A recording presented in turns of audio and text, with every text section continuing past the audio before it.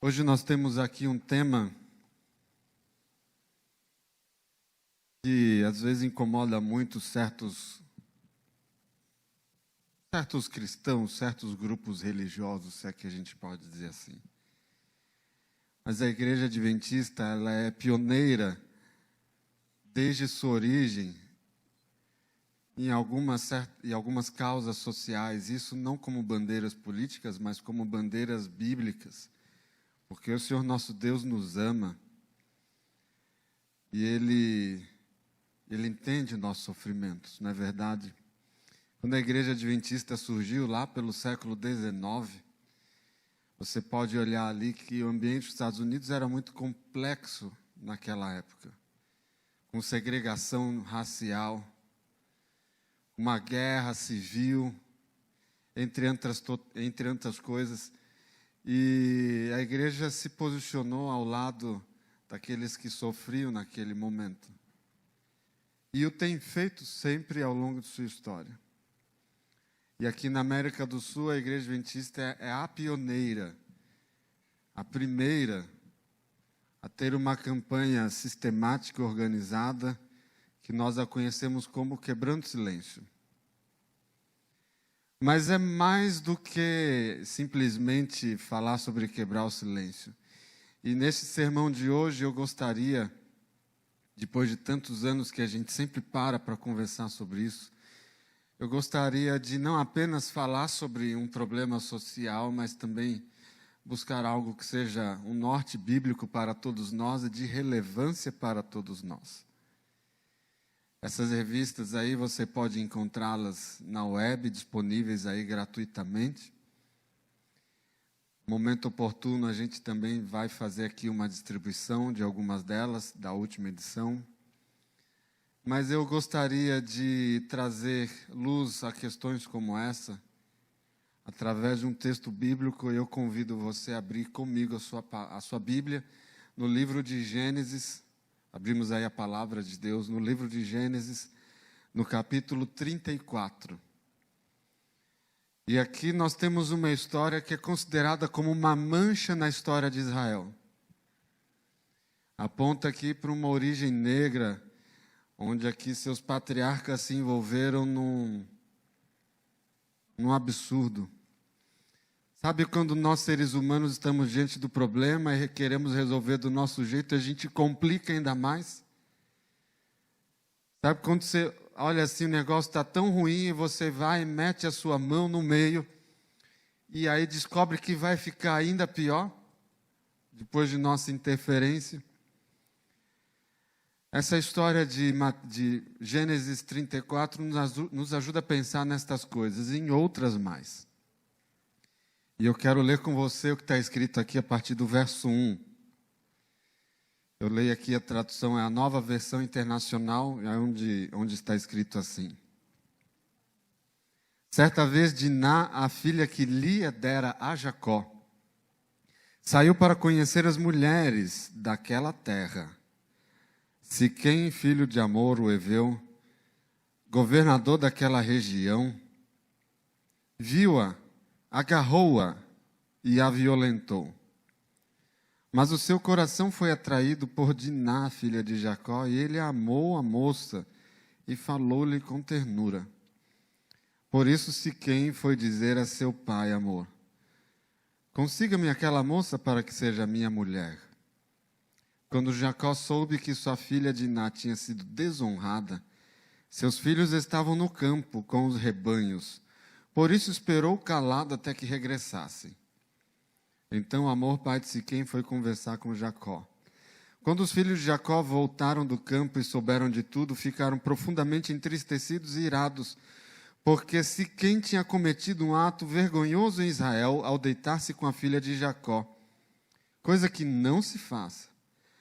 Mas Amor lhes disse, meu filho Siquém apaixonou-se pela filha de vocês, por favor, entreguem-na a ele, para que seja sua mulher. Casem-se entre nós, deem-nos suas filhas e tomem para si as nossas. Estabeleçam-se entre nós, a terra está aberta para vocês, habitem-na. Façam comércio nela e adquiram propriedades. Então Siquém disse ao pai e aos irmãos de Diná: concedam-me este favor, e eu lhes darei o que pedirem. Aumentem quanto quiserem o preço e o presente pela noiva, e eu pagarei o que me pedirem. Tão somente me deem a moça por mulher. Bom, aqui nós temos a história de nesse momento, adolescente. Ela devia ter por volta dos seus 13 anos de idade, portanto, no início de sua adolescência. Algumas perguntas a gente pode fazer e deveríamos fazer para entender, de fato, o que está sendo apresentado aqui, não tirarmos conclusões de uma leitura segundo a ótica e preceitos do tempo que nós vivemos. E algumas perguntas para a gente pensar aqui. Primeira, qual o perigo de Diná sair sozinha? Já pensou nisso? Ah, pastor, o que tem a menina sair para fazer amizade, querer conhecer as meninas ali da terra? Qual o problema disso? Sabe qual é o problema que existe aqui, que às vezes a gente não percebe? Primeiro ponto.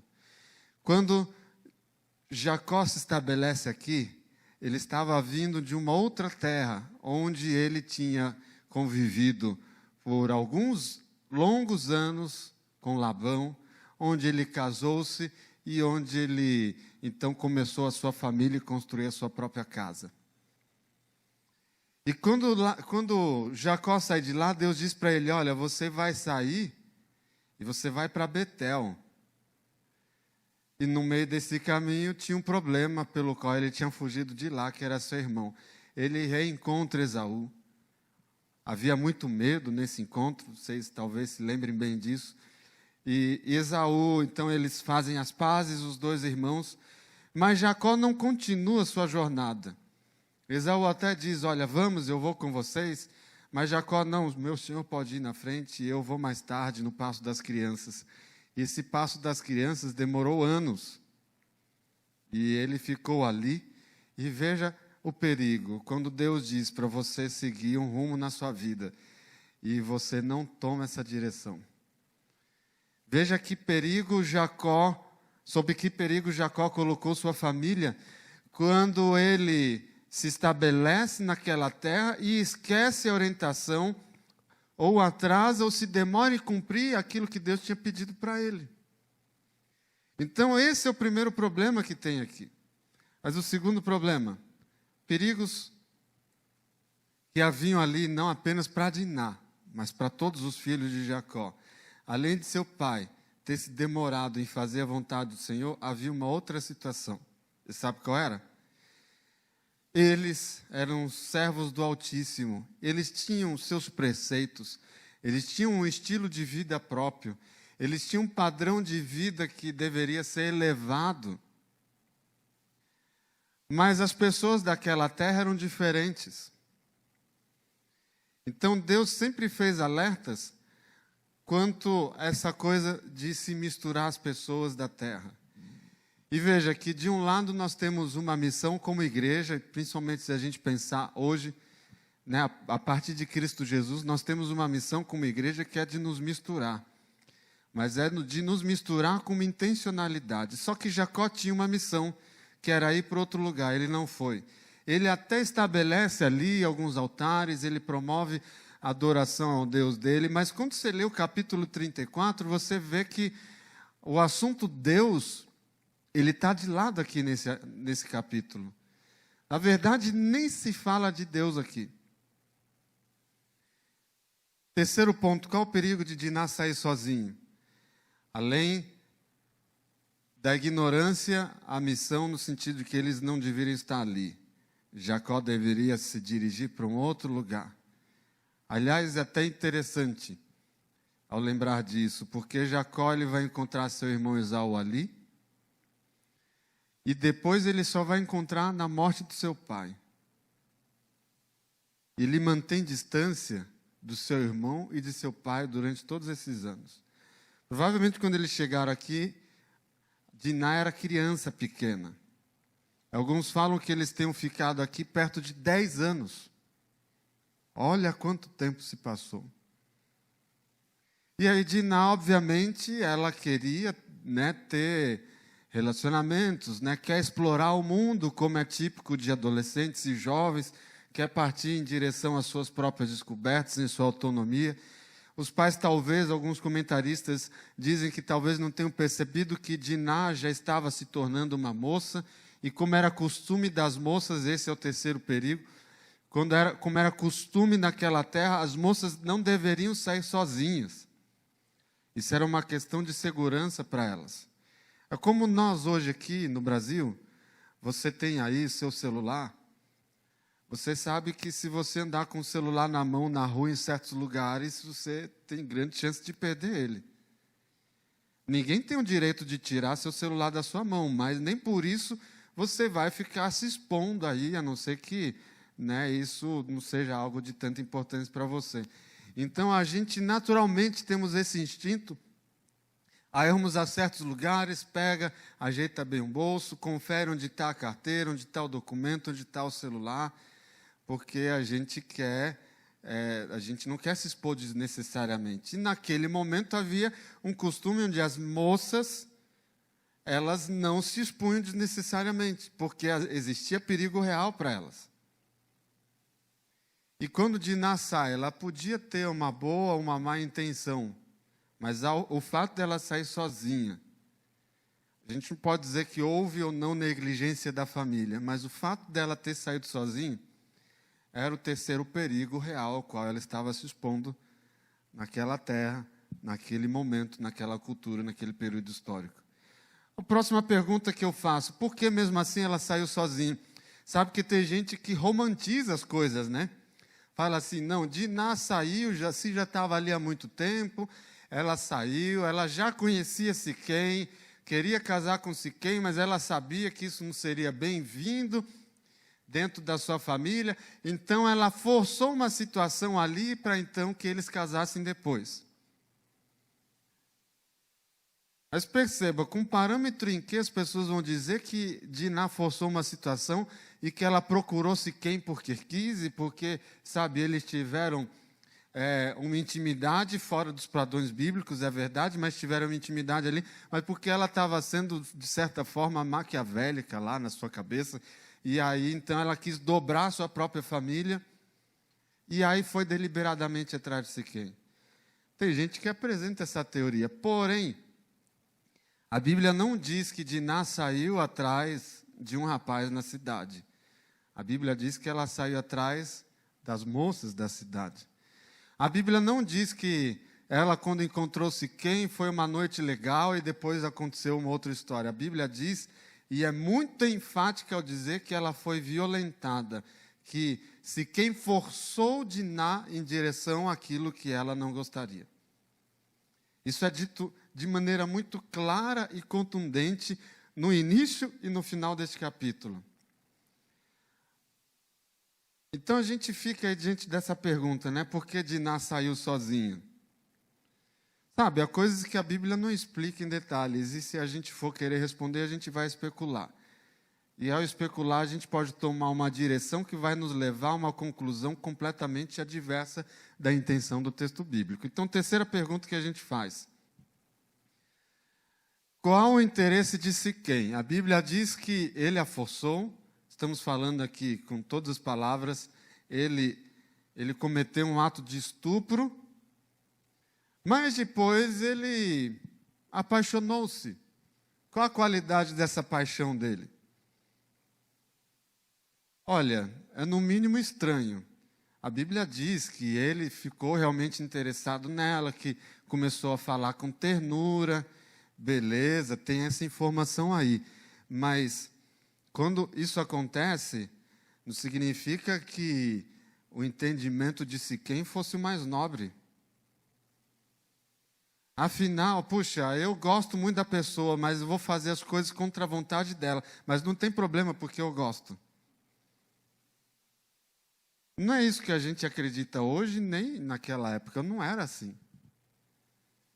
Se uma pessoa bem intencionada tivesse interesse, ok, estabeleça então ali um relacionamento de uma forma responsável. Não é verdade? Agora, o que a gente percebe aqui é que Siquém não faz nada disso. Ele força a menina, depois, não, agora vamos casar com ela. O que significava realmente ela para ele? Vai pensando aí. Mas aí ele pede a ajuda do pai. O pai vem, conversa com Jacó. Jacó está sozinho, espera os filhos, né? Aí os filhos vêm. E os dois ali, Siquém e Amor, vão ter uma conversa. E qual é o interesse de Amor? O pai de Siquém. Eu não sei se você percebeu, mas eu vou tentar abrir seus olhos aqui. Ele estava interessado, ó, em dinheiro. Vocês veem e tal, a gente resolve isso aqui, beleza?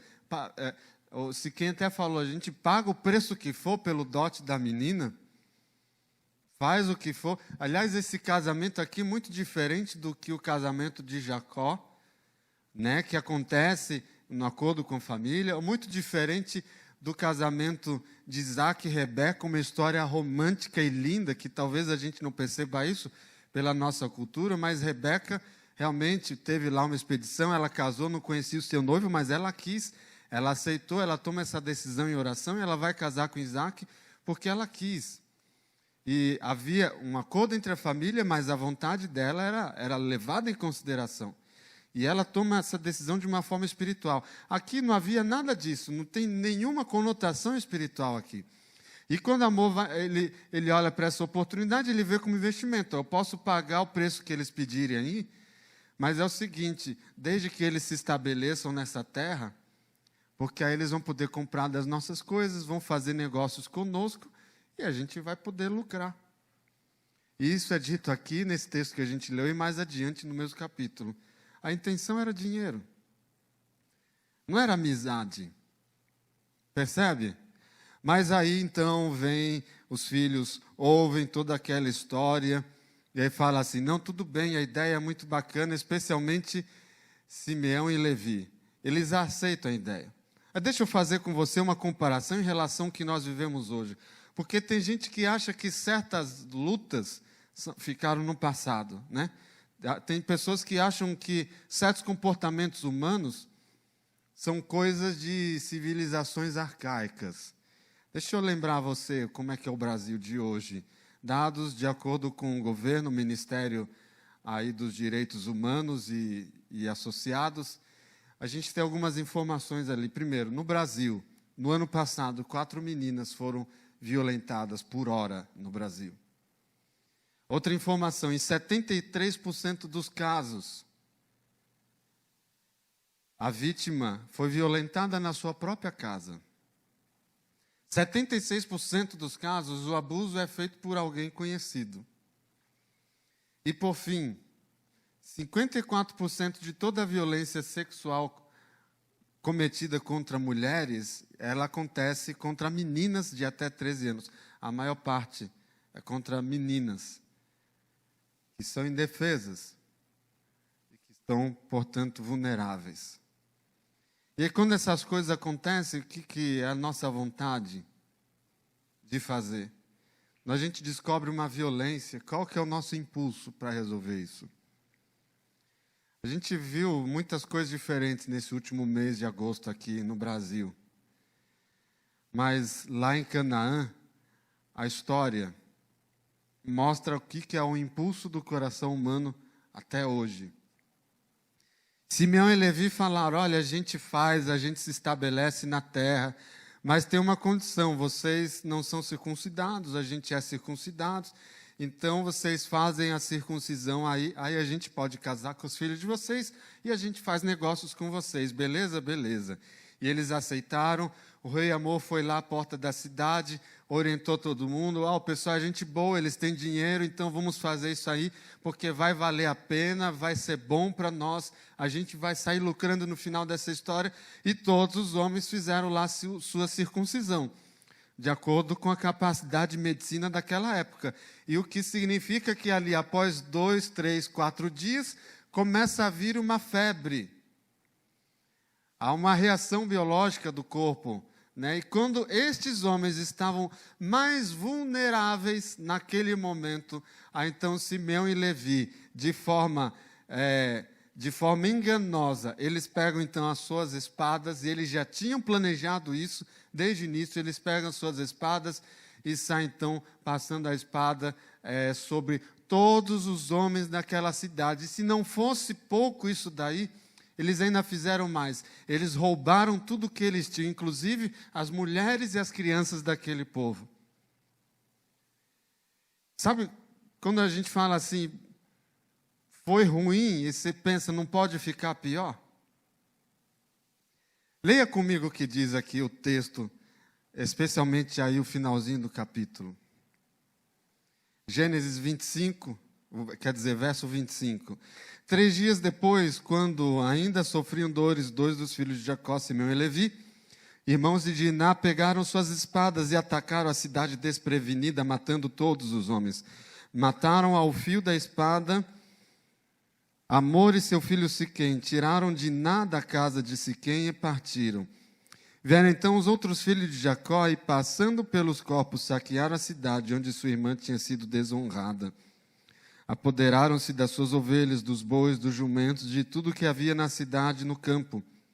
Levaram as mulheres e as crianças e saquearam todos os bens e tudo o que havia na casa deles. Então disse Jacó a Simeão e Levi: vocês me puseram em grandes apuros, atraindo sobre mim o ódio dos cananeus e dos ferezeus e habitantes dessa terra. Somos poucos, e se eles se juntarem suas forças e nos atacarem, eu e minha família seremos destruídos. Mas eles responderam: está certo ele tratar a nossa irmã como prostituta?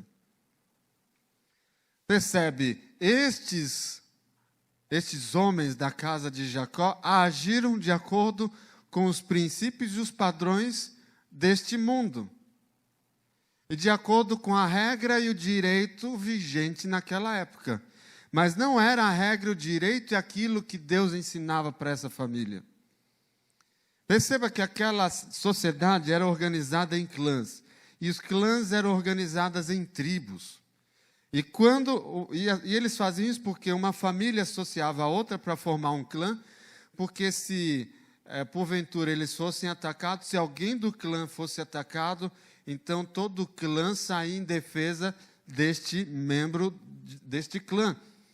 Então, quando os filhos de Jacó olham e percebem o seguinte: a nossa irmã foi atacada, o que eles entendem? Nosso clã foi atacado, e agora a gente tem que atacar o outro clã. E aí eles vão lá e destroem o outro clã. É a forma como se fazia justiça naquela época. E às vezes você entende, né, por que o olho por olho, dente por dente, foi uma evolução do direito naquele momento. Então, Simeão e Levi saíram lá e mataram todos os homens e destruíram completamente aquele clã. E aquilo que eles não puderam destruir, por exemplo, um texto mais adiante vai dizer que os bois, que touros que eles não puderam trazer, que eles puderam roubar, eles deixaram todos aleijados ali. E eles fizeram isso porque eles estavam vivendo de acordo com os padrões deste mundo. A gente não faz isso hoje. Eu digo para vocês, se a gente tivesse essa liberdade de pegar e sair passando a espada por aí, passando quem a gente não gosta ao fio da espada, vou dizer para vocês, ia acontecer e a gente ia ver muito. Mas a gente não consegue pegar uma espada e passar na cabeça dos outros, no pescoço dos outros. Então a gente pega o celular, né? A gente pega a nossa rede social, a gente pega a nossa influência, a nossa palavra, a nossa língua, e a gente faz a mesma coisa. E quando alguém ofende o nosso grupo, o nosso clã, ou aquilo que minha turma pensa, aí é terrível. Se fala muito da liberdade religiosa, que o Brasil é um dos países que tem a maior liberdade religiosa. Mas já se fala, e os novos estudos já apontam que, se você olhar nas redes sociais, você vai perceber que a tolerância tem diminuído grandemente. E muitos crentes pegam as suas espadas para defender os seus pensamentos e agem exatamente de acordo com Simeão e Levi. Vamos pensar no Brasil de hoje? Vocês viram aí, quando eu fui escrever esse sermão, já tem uns dias, O que estava rolando no momento era um caso de uma menina de 10 anos que tinha sido e vinha sendo molestada desde os 6. Completamente indefesa, vulnerável. Todo mundo que é pai e mãe tem condição e nem precisa ser pai e mãe para entender isso. Mas uma professora achou que a menina estava sendo, não sendo violada, mas que ela estava sendo bem paga. Escreveu isso. E a gente sabe, essa professora, ela foi demitida de sua escola. Mas a gente vê também que, por exemplo, essa garota que vivia no Espírito Santo foi levada, se eu não me engano, a Recife. E lá para fazer, então, um procedimento abortivo, né, de acordo com médicos, o corpo dela não tinha condição de levar aquela gestação até o final. Eu não vou discutir aqui qual que é a minha posição, nem a posição da igreja, mas apenas um fato. Enquanto aquela menina estava no hospital, vejam só, no hospital, pessoas que não tinham nada a ver com a vida dela, se reuniram para fazer bagunça na porta do hospital, onde se encontram muitos doentes e profissionais de saúde ali trabalhando para falar se ela estava certa ou se ela estava errada, ou se a família estava certa ou se estava errada, ou se o hospital estava certo ou errado, ou a justiça estava certa ou estava errada. E veja, a gente age de acordo com os mesmos impulsos de que esses homens aqui do passado. A gente quer defender a qualquer preço aquilo que a gente pensa. E às vezes a gente até quer defender as coisas de Deus, mas a gente se vale de ferramentas do mundo, de estratégias mundanas. Sabe por que a gente tem essa vontade tão grande de meter o nosso dedo na vida dos outros?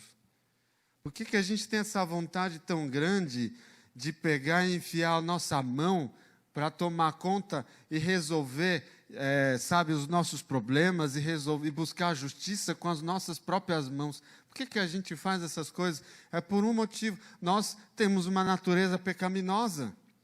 E se nós deixarmos de ter a Deus como referência, as coisas vão dar errados. E aquela família fez exatamente isso. Durante 8 anos, aproximadamente, eles perderam de vista que eles tinham que ir a um determinado lugar e que Deus ali daria um propósito para eles, e eles se perderam, eles se atrasaram, eles não colocaram a vontade de Deus em primeiro lugar e as crises vieram.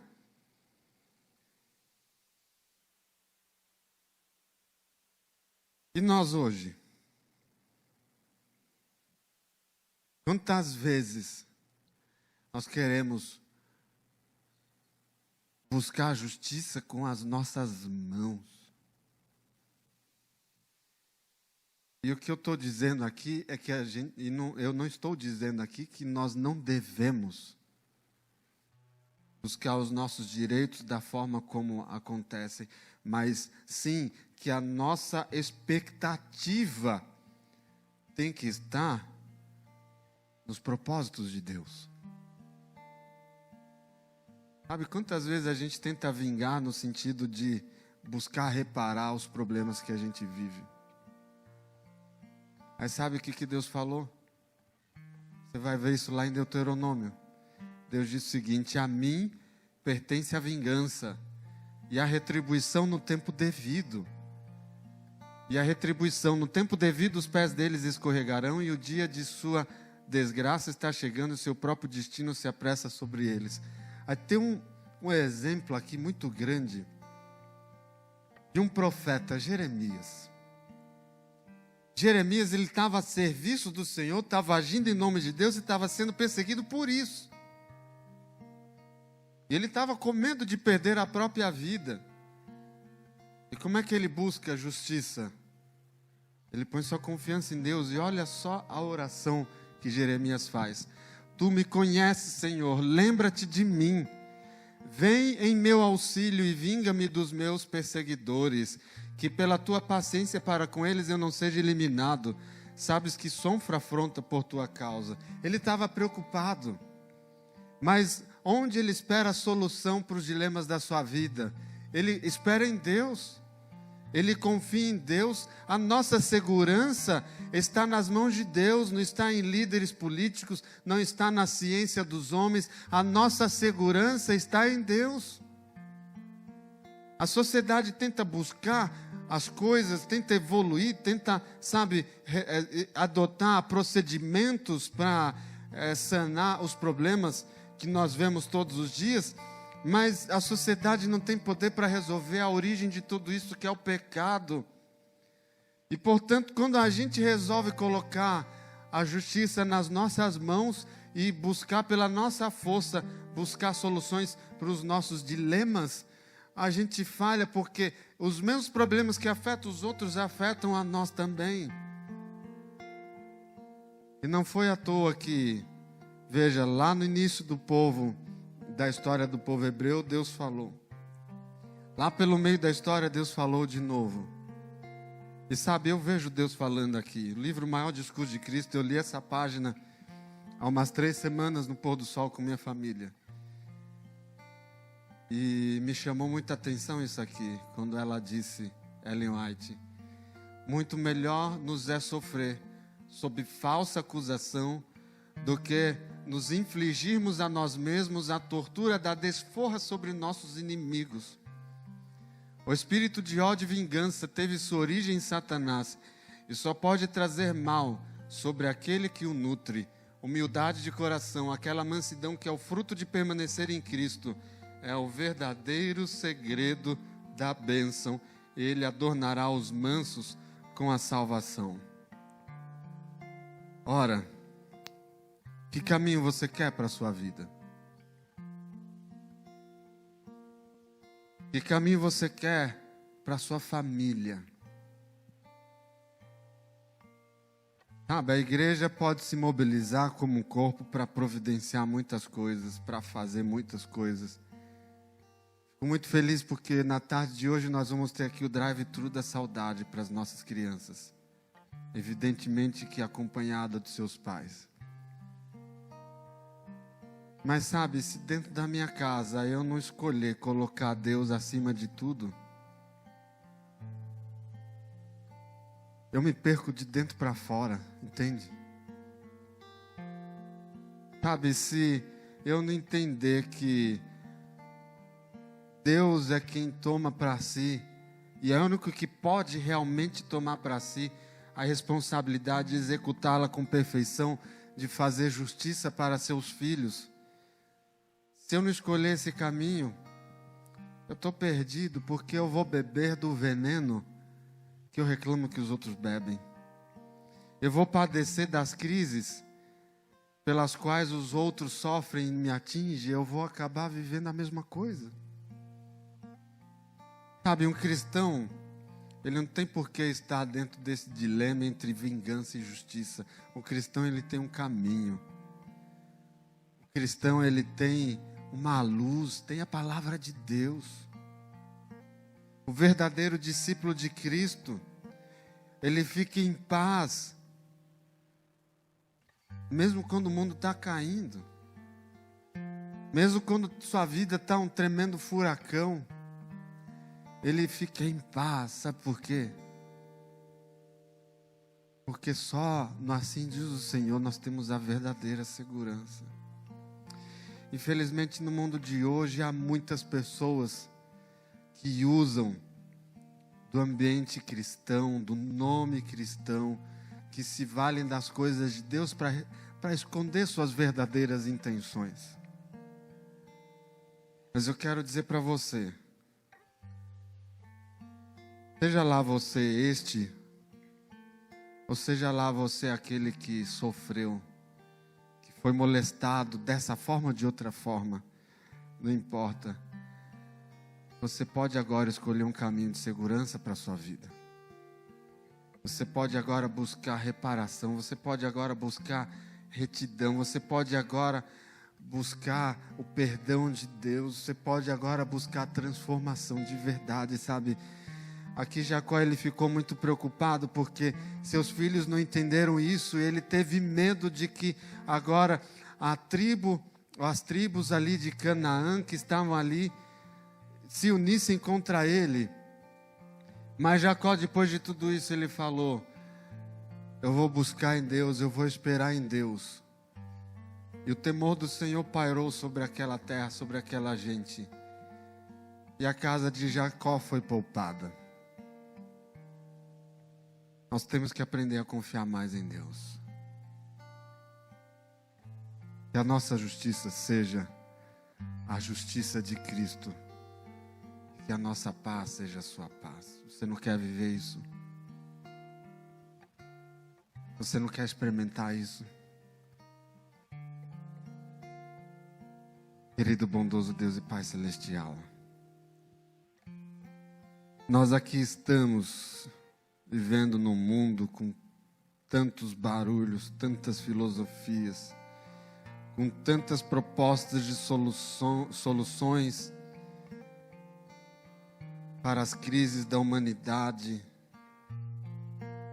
Mas nós sabemos que só existe uma única saída.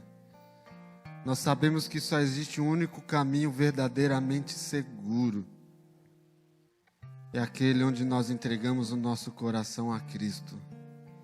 E Ele nos muda de dentro para fora. Ele muda até nossas expectativas. Ele muda até nossos sonhos.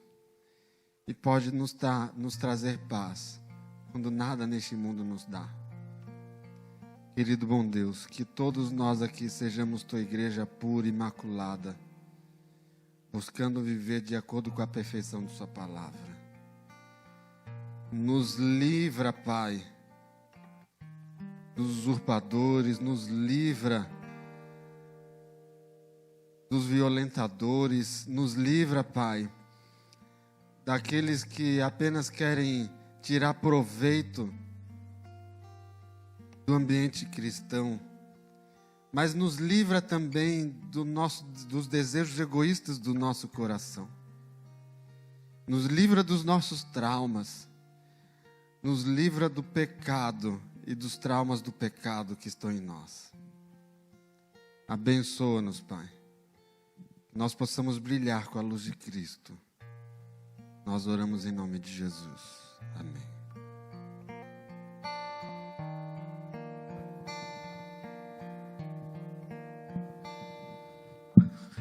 Nós da Igreja do Tatuapé agradecemos a presença de todos vocês. Aos nossos amigos internautas, obrigado por você estar presente com a gente. Divulgue as nossas redes sociais para os seus amigos, mande por WhatsApp. Esse culto está disponível para você compartilhar. Obrigado por estar com a gente. Nossas redes sociais é bem simples. Adventistas Tatuapé no Instagram, YouTube e Facebook. Obrigado por esse sábado. Espero que vocês tenham uma semana abençoada. E se tiver dificuldade, compartilhe. Quinta-feira nós temos a Bíblia Fácil às 20 horas no YouTube. E hoje, às 16 horas, o drive-thru da criançada, o drive-thru da saudade. Traga os seus filhos, né, para eles receberem uma lembrancinha, receber todo o calor da nossa comunidade. Tá bom? Aos batizados, fica aí o nosso abraço, um prazer recebê-los e sinta-se bem-vindos. Aqui, essas duas alas vão sair pelo lado direito e essa ala pela saída aqui do meu lado esquerdo, à vossa direita. Tá bom? Boa semana. Deus abençoe.